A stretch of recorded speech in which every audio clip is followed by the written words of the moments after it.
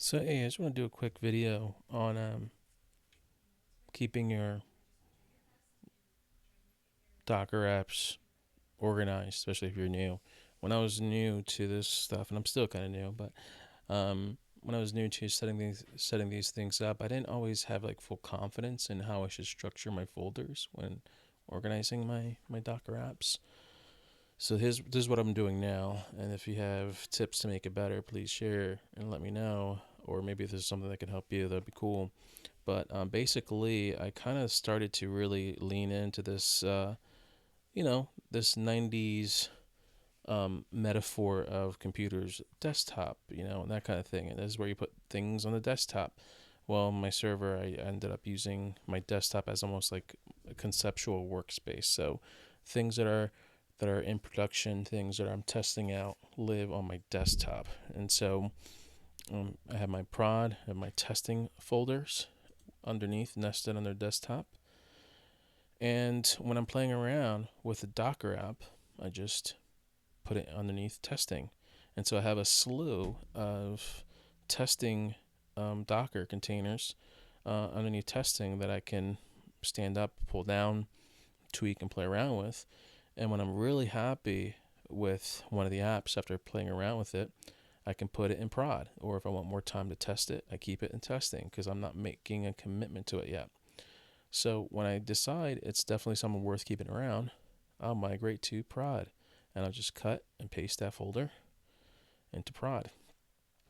And what's cool is while I'm testing around and setting things up and tweaking it, um, I'm also keeping a side log of typing up notes.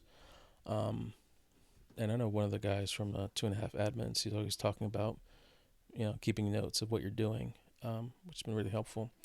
And I'm typing up notes, and I have a folder just for those notes called What I Did, or WID. And within that, I have text files. And those text files would be something like this, like, fix config persistent profile for Chasm. This is a real title of a note that I had. And what's so great was that I ended up, jotting down what was some of the hiccups and how I overcame it. And what's so great about dating it was because I found something somewhere else on my server that kind of freaked me out. And I thought, I got owned or something, got hacked. When really it was just, some cruft from a old testing container um, dealing with Chasm. And I misspelled my username. And when Chasm spins up a VM and it's spun up with the wrong username, my username, which owned it, spun up a second like fake user under the misspelled username on this date. So I was like, oh, I was able to put two and two together and figure out, oh, okay, this was just corrupt from a bad testing implementation of Chasm. And so once I overcame that, I jot down those notes and then, be done with it. And this was really helpful because as I'm kind of jotting down um, these notes about what I think about it, um, it kind of helps me pick up where I left off. I know for Cloudflare, I was setting up a tunnel, and I was in the middle of setting things up. And of course, as a dad, you get busy, and then you can pick up right where you left off. I know sometimes when I have to break away, I can't come back right away. Sometimes I can't come back to it till a couple of nights later, that weekend. And so jotting down my notes also helps because if I am in the middle of something that I can't finish, I know exactly where to pick up where I left off. And this is huge because some things you think you're done when you're not really done. You're almost done. And for Cloudflare, once I set up a new server, I had to not just set up the Cloudflare tunnel service on my machine, I had to also do my login policies and set up those authentication policies.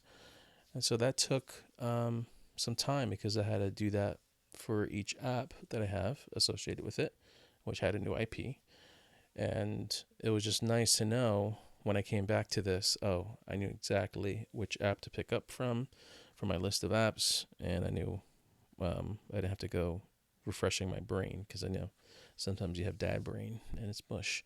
And sometimes I don't touch this stuff for like weeks and sometimes months at a time.